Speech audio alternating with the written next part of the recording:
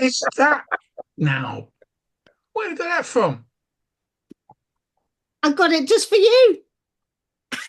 I don't want to know what was in your head when you bought that for me. Why for you? As you say, you never know.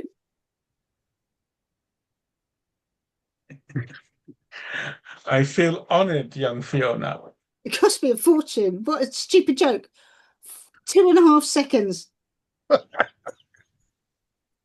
Oh, I'm sure Two and he's a heard half. that before. Anyway, If welcome you're lucky. to the stupidity of audits. Odd people doing odd things. Oh, I wonder what that was then. Moon surface. Forward. It just looked like a. For goodness sake, don't sit next to each other and do it. We'll get off the screen. Then some strong language and adult humor. I just need to remind you because I'm in a stupid mood and these two are always in a stupid mood. Hello, viewer. Hello, everyone else. Thank you for coming. Genuinely, really appreciate it. If you're watching later, thank you for watching. Why don't you put the silencer on? And Terry, it was your idea, so go.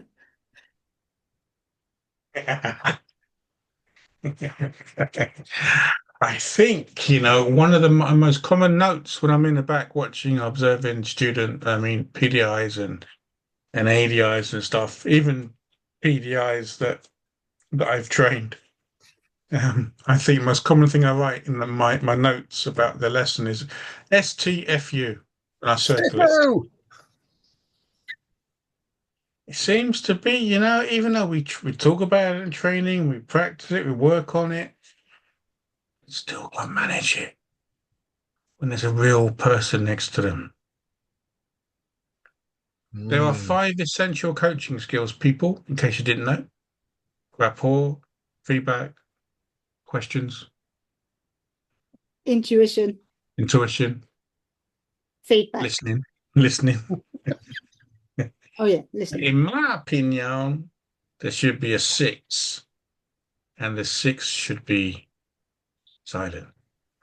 How and when. Such a hard thing for people to do. Such a hard thing. That's why I wanted to have a look at it this evening.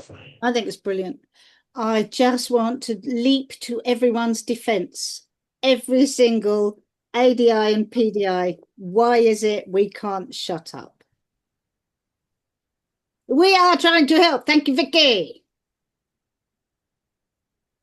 British Sign Language for help is there. Anyway, I don't know why I had to do that. Like I said, I'm in a silly mood. We are trying to help all of us. And there can be, when you're training, when you're a PDI, there can be that, yeah, but I need to let the person know that I know that they know that we know that I know that they know, the underneath knows. So sometimes there can be motives. Thank you, Andy. No pussy jokes. No pussy jokes. None crossed my mind. No, mine. So Or blowtail jokes. Did anything cross your mind, Ian, about the journey of the PDI and the ADI into silence, or anything else just before we start? I think that perhaps as trainers, it's partly our fault that we don't develop a better understanding of the benefits of sitting there quietly for both sides of the car. I think we put a lot of effort and a lot of time, and the PDIs put a lot of practice in being able to talk like an ADI. And I think, once they've mastered that, to turn around and go, right, shut up now. It's counterintuitive. It is. It's also, when you first start and you're experiencing scary things for the first time, it's really difficult. Really, really difficult. totally agree. Gotcha, Vicky. Can I add as well, when I was being trained, my trainer would model asking a million questions. And there are also lots of training videos out there where the trainer is asking a million questions to the learner. So then that's what we're seeing as good practice. Well, it'd be a pretty boring video if nothing happened. Well, I don't know. Would it? I think it would be an exceptional video, actually. But it wouldn't. It wouldn't. But would it be all of the video? Well, all of the video that was silent. Well, a big portion of it might have to be. Yeah. But this is what we're doing. We're trying to get people to think outside the box, and it's really difficult. It's really difficult to do this stuff where we actually see the benefit of doing something ourselves, and that is the problem. All of this is about ADI or PDI choice, and doing something differently can be really difficult. Really difficult. And having that conviction. So we need to see the benefit of something before we try it, I suppose. Yeah, but we need to do it to see the benefit as well. It's the old catch-22. Yeah. I've got some things written down, just saying. So I will be looking. Shopping list again, is it? No, that's over there. I've done my shopping. Smug look. Right. So what we've got so far is there does seem to be some benefit to it. We'll talk about what the benefits are. We've also just briefly mentioned what the barrier is or barriers are. And the barriers are usually coming from us. Agreed?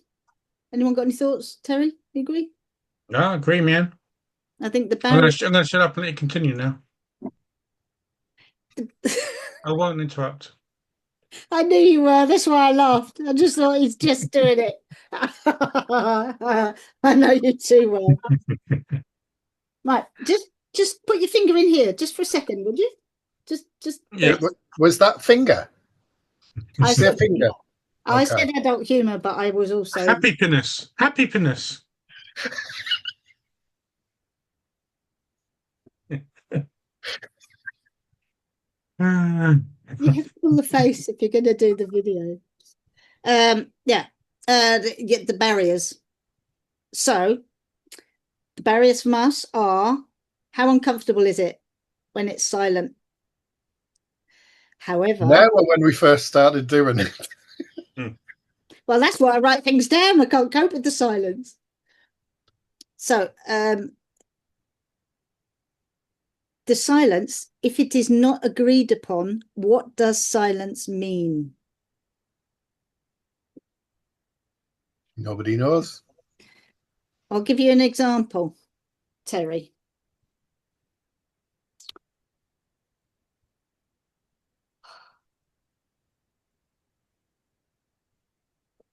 But that sort of silence means what? Trouble. I'm about to say, wait till your father gets home, or whatever those things are that people say to each other. Silence without being agreed upon is really uncomfortable because we can't imagine what the other person is saying. However, if there's agreement at the start, what do you think? Can it change it? If somebody already knows, if the setup is, how do you feel about me shutting up for a while? And it may not need to be agreed, but if it's new to you, you need to agree it with your person. It's like managing the bank account. Football team.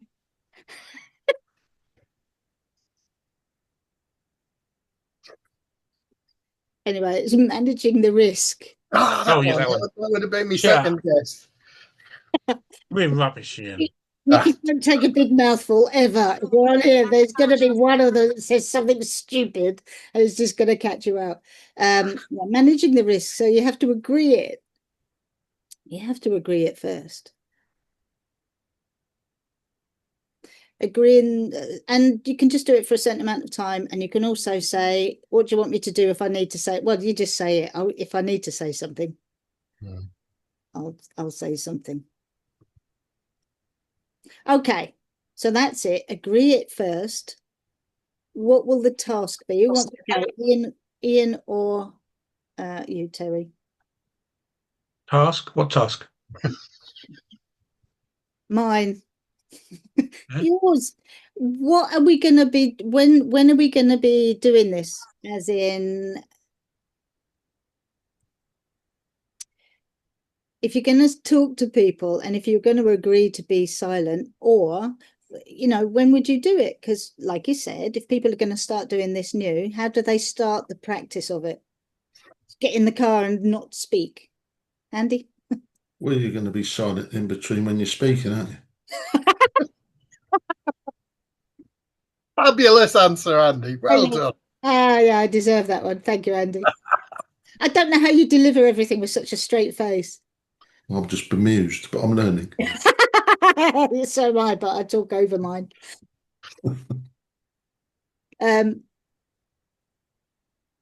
So I think what you're asking is how do you set it up? Oh my God. You bloody will be.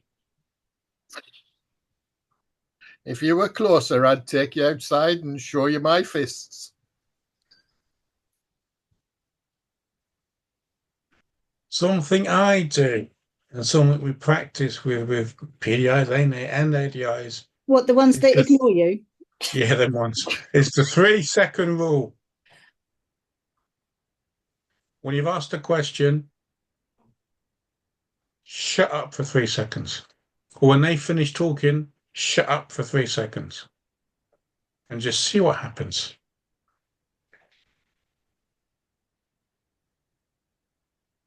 And that's actually what I did when I started to try to get better at shutting up. I'd ask a question, I'd wait for them to finish talking. I would count to 3 in my head slowly. And I would check anything coming out. No, they're finished. They're finished. Right, I'm going now. And I tell you what, I do this in group car. I mean, I think I did with Vicky when Vicky came up for some in-car stuff. If we look, remember this, Vicky, if we're working on silence and use of silence, I'll start talking. I'll start a sentence and I'll stop, and I'll just shut up. And I count in my head how long it's taking, and I can't remember exactly, but I think the max I've ever got to is about 12 seconds before somebody else in the car said something. I won't tell you who broke the silence in the in-car session that Vicky was in, because Vicky might get embarrassed it was her, but I won't tell you who did that. But it was, it's normally at 7 or 8 seconds. Someone has to say something. And I'm talking, I say, so we're going to have a look at silence and just and I haven't gone past 12, I think. Normally 7 or 8 seconds, someone in the car pipes up. Because it's not natural. We live in a noisy world, you know, there's noise everywhere. It's not easy, it's not natural for us to be in silence. And it's tough, it's difficult, it's uncomfortable, it's awkward. And we've got to get past that awkwardness to allow the process of thought, of meditation, or resetting a plan. We've got to stop getting in the way of that and just let the person be. Totally agree. I think the environment of the car and being so close to somebody and being silent is also different, because usually if we're close to people, that close, we're usually quite intimate with them. I think a car is a really strange place, actually. You're very close to, and sometimes that kind of space is a little bit, hey, Jamie. That kind of space is really, it's a bit intimidating for some people. So silence there when you're not really sure about people. So like I said, you need to talk about, if you're going to suddenly start doing something, you need to be upfront and talk about it, because if everyone knows what's going on, people are less likely to feel uncomfortable. I totally agree, Terry. What were you going to say, Ian? Because Terry spoke over you, really rude. Well, I'm used to it. I'm not going to speak All over you. right, That's because not I what was I do. speaking over him as well. No, you carry on, Ian. After you, sir. No, after you, sir. Okay, are you going to shut up then? Yeah, I think it's going to be Wouldn't dream simple. of interrupting. Terry?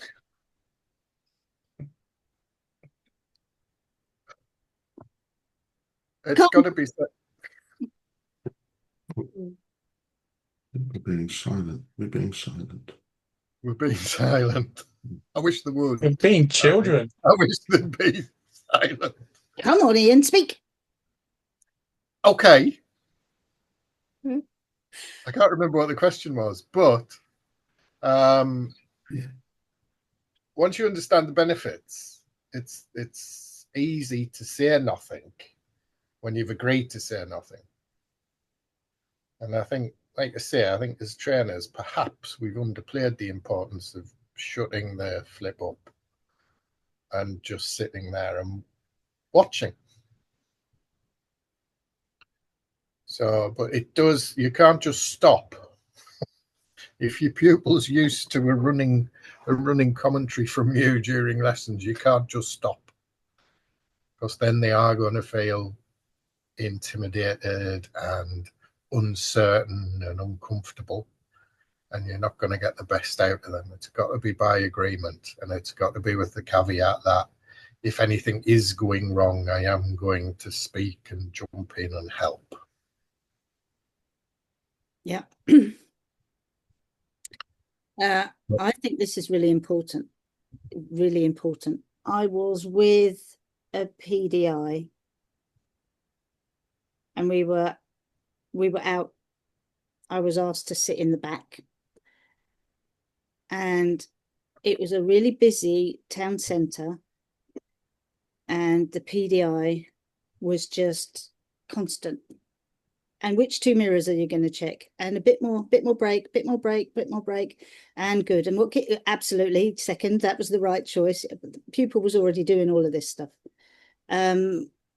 Yes, remind yourself who you give way to coming up to this roundabout. Oh, I don't think that was quite right. Why did you pull out? Oh, no, yes, deal with this next roundabout, double roundabouts. It was really painful to sit in the back. That learner had their test very soon after, and I'm talking days. What do you think it was like for that person who was just coming up for their test? It was really uncomfortable. The thing is, again, it's that coming from a genuine place of trying to help. I was just about to say the person who was doing it would have thought they were helping prepare them for the test. And it was different because I was there. Yeah. So the PDI is trying to make sure that I know that they know that, you know, these are the things that happen in our heads. And I just saw, and I was honestly thinking, and I spoke to someone yesterday on Sunday yesterday, wasn't it? Last week on a, I can't remember which type of course it was, speed awareness or something. Anyway, that person said, I cannot handle auditory overload like that. Absolutely cannot handle it. That would do my head in. So any of you guys, anyone out there, if you have some people, any kind of diversity, any kind of spectrum, any kind of additional needs, that kind of thing it comes across as abusive. I don't know about you guys, but when I'm tired, I cannot cope with loud noise. I'm forever asking people to turn the telly down. I'm not saying I'm on any kind of spectrum or anything. I just mean when it's loud or when it's constant, it's overload. Absolutely painful. So we really need to think about who we're talking to. Because if you're in the habit of being quiet, It doesn't mean you can't say simple things, but this use of silence is really powerful.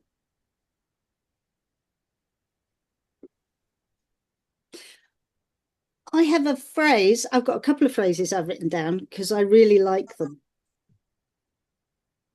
I don't know if to say them now or to say them later, but do think about the person you're with. People with additional needs do find this really difficult to listen to something, do something with their feet, their hands, something else, and it's overload, really overloading. So we really need to address it. It should be part of our training. So should it be competency number 18, Terry? What do you reckon? The ability to shut up at the right time. I don't think it will work with it in a standards check because you're allowed to stop for 3 minutes or 4 minutes because don't get me started on competencies. Move on. It's a joke. Anyway. It's already in there. It's already in there. What? Stop Direct, being bloody know-all. You're going to talk about directions the and instructions given in good time. That means not giving them when it's appropriate to. That's true. It is there. Yeah, it is there. And I'm not into it all. Ask me Yes, wife. you are. You're the one who knew what the PSTs were, which is number 3. Yeah. That's just because I'm ancient. No, Yeah. I did those. Yeah. I had no idea, even when I did my part 3, what the numbers meant. You know, I Yeah. said you're doing, and I thought, oh, I'm glad you got it written down because I couldn't have found this idea. Yeah, but that's how I learn. I need the detail, and then I can make up all kinds of stuff about the detail. Yeah, it's funny, isn't it? I'm just trying What's to. your other phrase, Fiona? What? Yeah, Oh, no, 2 phrases you said. 2 phrases. The quieter you are, the more you hear. Boom, shake the room. That'll do. Next.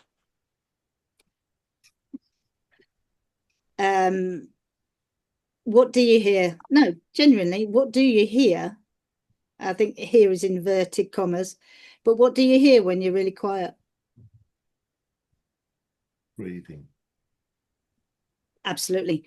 All those non-verbal cues, Andy, you're right. So you're going to hear the breathing. You're going to be attentive to the person who you're sitting next to.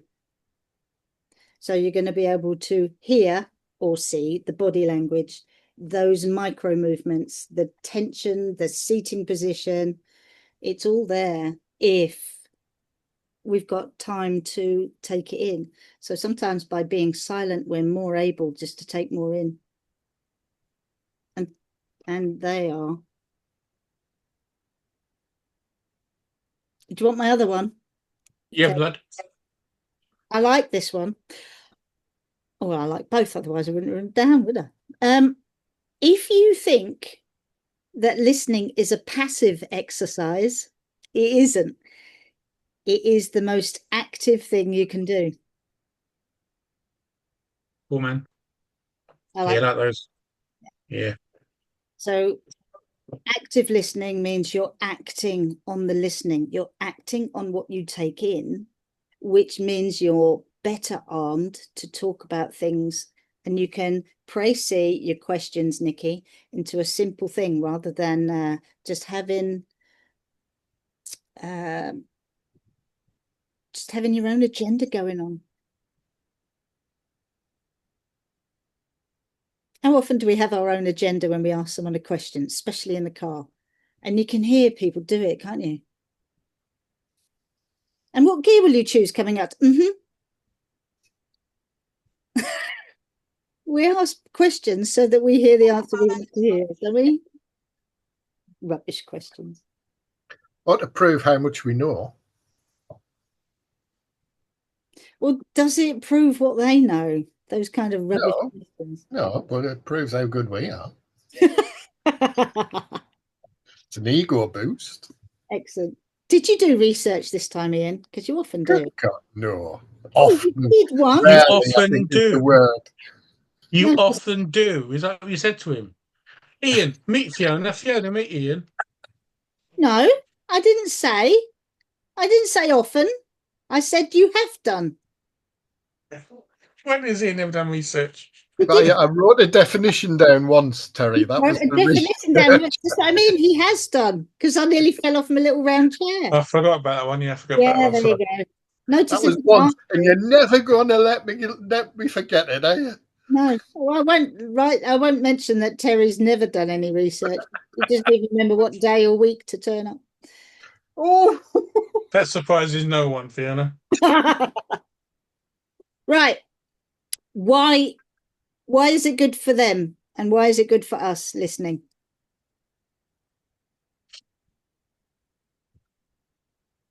Well, I shall go, Ian, if that's okay with you. Cool. What's that? So I'm Rob? so Where is he supposed to be pretending to be from now? Mrs. Doubtfire. That's who he's pretending to be now. no idea what that. I've no idea what that was. That just. Who knows? So, moving on swiftly. I'm talking about conversations now at the side of the road, and I'm talking about silence. And what silence allows people to do. I think one word says it all, and that is explore. That would be my word for what silence allows people to do. So when you ask a question, even when they give you an answer, shut the fuck up and let them explore some more. How many times have you even been asked a question, just every day, not just in car and stuff, and you've given any answer, and someone else has started talking, you go, actually, no, that's not what I meant. It's what you allow people to do when you just shut up and just let them think and let them, because sometimes people have to hear what they've said to make sense of it. And sometimes what they said wasn't what they meant to say or what didn't make sense to them. So they've said it another way after, if you give them the gap and the chance to do that. And we don't. We have an answer and we interrupt. Oh my God, we finish sentences off. And I'm thinking, shut the fuck up. And the learner's about to say something, and the learner goes, and the instructor goes, oh, and blah, blah, blah. Like, well, how did you know they weren't going to come out with an absolute golden nugget if you just let them? Because it's exactly what happened to Ian earlier when we were messing about and interrupting him. What did he say? Oh, I've forgotten the question now. In his strong southern accent. Well, it's south of Iceland anyway. So it's about giving them that space to listen to what they've said, to reinterpret what they said, to have the space to think of something else or another idea or another feeling. And just as and this is where the watching comes in. If you know somebody is sitting there thinking, and if you watch them, you can tell they're either thinking or they're bored. Those are two really easy things to spot. If they are thinking, just shut up, let them think. Don't be scared of silence. Don't be thinking you're not doing your job if you're not talking, because you're doing a much, much better job by shutting up and allow the person to explore. Off my high horse now. I'm done. Finito. Brilliant. You didn't wait for three. You didn't finish. You didn't I'm wait not for waiting three. for three. I knew one of you would speak then. I'm not waiting for three. Okay. Carry on. I was going to say, well, I was going to ask you, and what's the body language when people want to carry on talking? What's the body language when they get handing back the baton, like Terry did? Handed back the baton, took it away again straight away, but there you go. Big one is eyes. It's eye gaze. That's the easiest one. Eyes.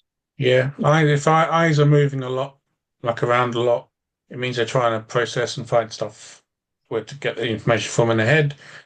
Obviously they're bored and they want you to join in now. They'll start looking at the window and fiddling, or I think they look back at you so people go, la da da da da da da da da. I finished my speaking, now I give eye contact back. It's kind of like handing it. So do look for those cues, but you're right, Terry, there's all sorts of things going on. And if you're not sure, just ask people, just ask. Something I do, I don't remember doing it in car. I don't think it's ever gone that far. But if you need to, if you're not sure if somebody is finished. Something I do in my coaching clients is I just ask them, like Fiona said, I just say, how would you like me to handle the silence? So there's no onus on them to go, how much longer do you want? But how do you want me, my job, how do you want me to handle the silence? And also self-awareness is really important when you're silent. You've got to be really aware of what you're doing, because sitting there in silence, tapping your pen on your lap, and doing that what like Taylor's doing from Planet of the Apes.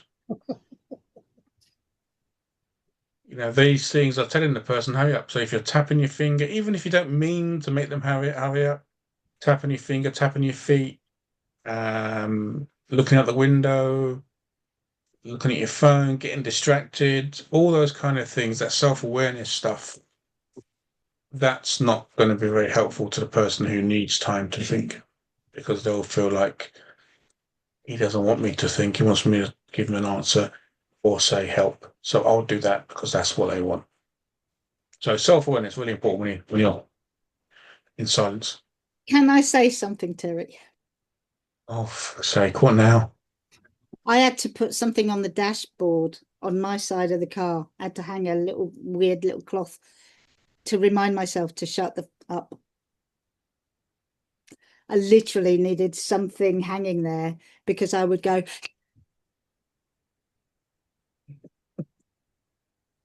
Yeah. It's And hard. yeah. And what I'm going to say to people watching and the 5 people who have nothing else to do in their life apart from be here this evening, weirdos, is You mean? next time you're just talking to somebody, partner, friend, whatever, just notice how many times each of you interrupts the other or finishes off each other's sentences or puts words in the other person's mouth. And this is someone you're comfortable with, sorry. So just notice it, and then I would start practicing there, and just because it's a nice environment, you're with someone you know, and just have a go at shutting the fuck up with someone you know. Yeah. Yeah, I know somebody who never cuts across a conversation or finishes anything. And when you're speaking to this, she's a charming lady. When you speak to her on the phone, it's the most odd of an experience. You wonder whether she's actually there. And so, whilst I take everything on board that you're saying, there are times when you are just conversing with a friend when it's really odd if you don't join in and converse, because I experience it quite regularly with this person, and I don't think she knows, or I don't know whether she deliberately has been trained like it or something, but it's very odd, and I don't know anyone else that's ever like it. Did you say on the telephone? Yes, but it's the same in person. Okay. There is a definite sort of, that's the end of that person's spoken, and then there's a lull, and then this person will speak, and it's really peculiar. I don't know anyone else that does it. You can generally tell when the other person has finished speaking, and you instantly respond. Sometimes you get it wrong, and you cut, yeah. But generally, that's what you watch people. That's what they do. I'm watching you guys. Yeah. Sorry about that. I got a question for you, Andy. You said it's odd. Sorry, I said what? You said it's odd. Yes. Is it odd or just unusual?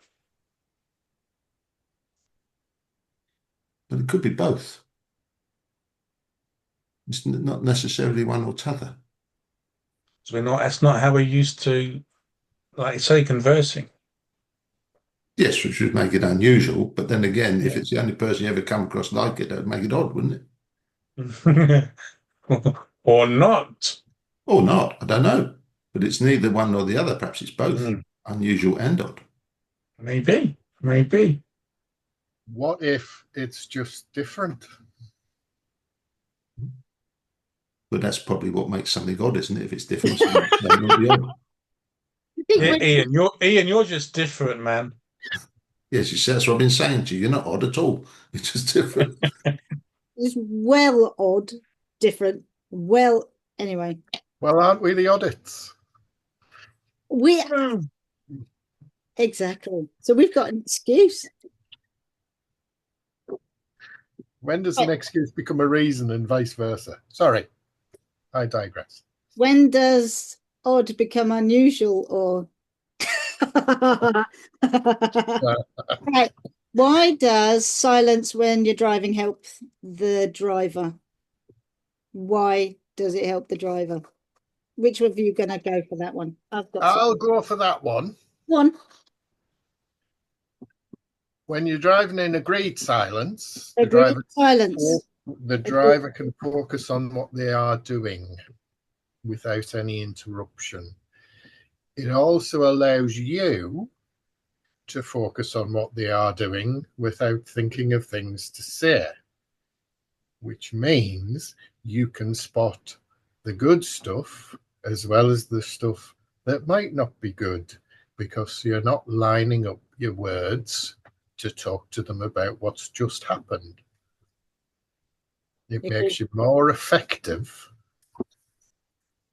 at, you've got more options for the feedback you might be required to give after the silent drive.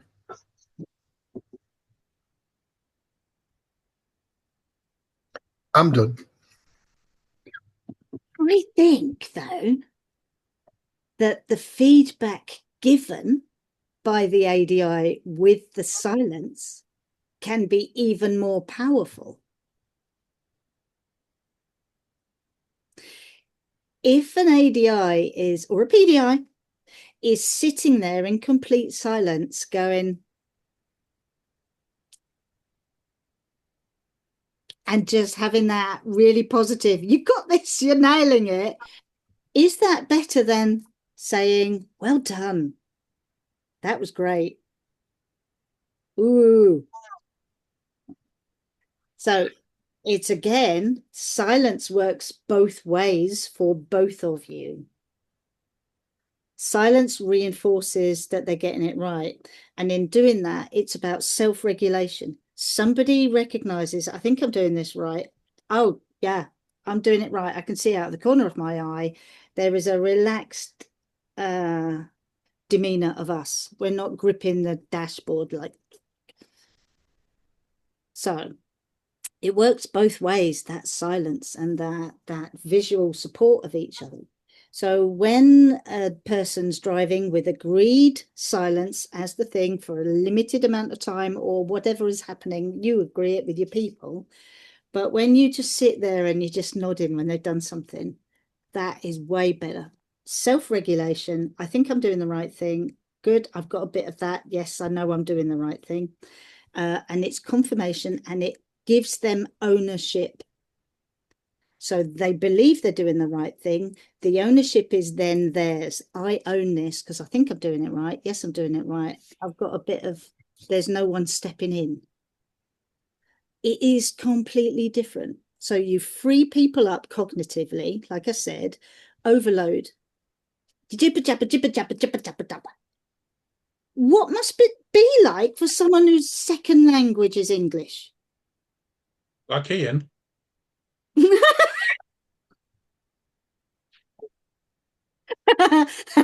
Sorry, Ian, they took me by surprise with that one. So by the time I see Ian again, I've forgotten about that. So it's all right, don't worry. Anyway, the reduces stress. When you reduce stress, what happens to people's ability to learn? Expands. Absolutely.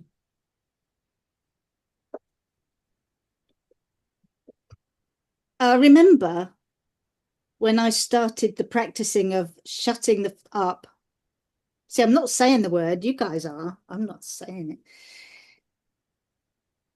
When I remember doing it and just showing that it's good, you can do it really subtly by just, you just sit really relaxed, and then you glance out the window and it's not, you know, you can do your safety thing, but when you start glancing out the window. And I remember one of my people, young lady, I don't remember her name, I remember her face, and she just said, "Oh, I love it when you sit like that." And I wasn't expecting it, because it was becoming more of a pattern of behavior, the shutting up. I love it when you sit like that. Were you sitting on the lap? No, I was sitting with my Oh. legs open. Don't be so ridiculous, Terry. Believe I heard that. I don't believe I heard that either.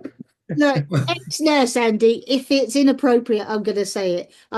Anyway, but they make us do it. It's audits for a reason. Forgot. Anyway, I love it when you sit like that. What she meant was relaxed and looking around. Pleased to hear it. And then when you do sit like that, and when it starts to go wrong, if you use your body language to get them to look at something like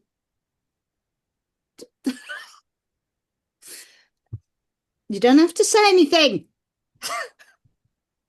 And you're getting people to Terry's looking really confused. No, I'm just looking at Nikki. We're looking at the cat. I think Nikki's a cat person. Oh, well, look, here he is. Look, he's a big boy. He weighs a good few kilos. Easy. Oh, sorry, it's a cat. Okay, sorry. Kilos. I think he's about 5 kilos or something. He's big. Wow. Good bit of weightlifting. So silence really helps them, really helps their learning. Exponentially, actually. And it's not just the neuro less typical, it's all of us. What does it do for trust? Terry. What? Wasn't me. I didn't do it. What? What does it do for trust in the car? Trusting each other. Oh yeah, it's much good for trust. There Yeah, you are. much good.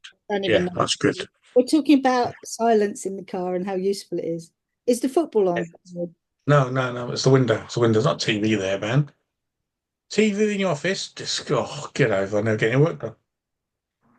What do you mean I don't anyway? Fine. Suit yourself. Uh, Yeah, because they listen. They feel listened to. So obviously, Paul is gonna be benefit of it. Has Yeah. anyone here got any questions they want to ask while you're here? I want to be quiet.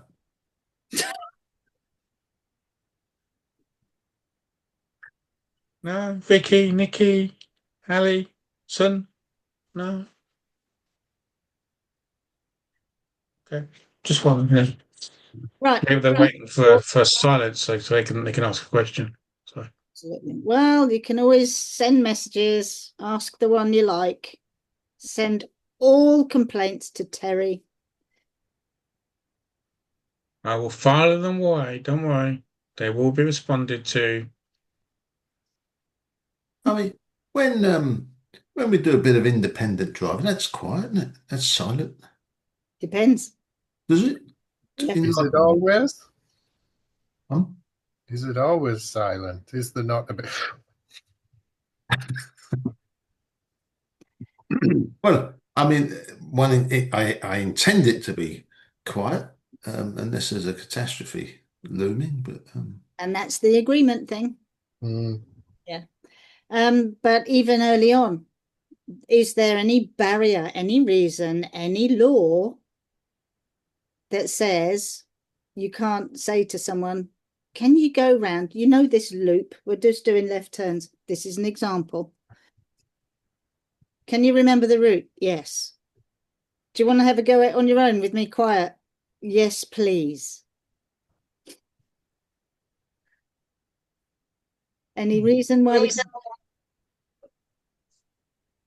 don't have to wait until independent driving? It can be by agreement, and it can be really useful. let me tell you something this morning.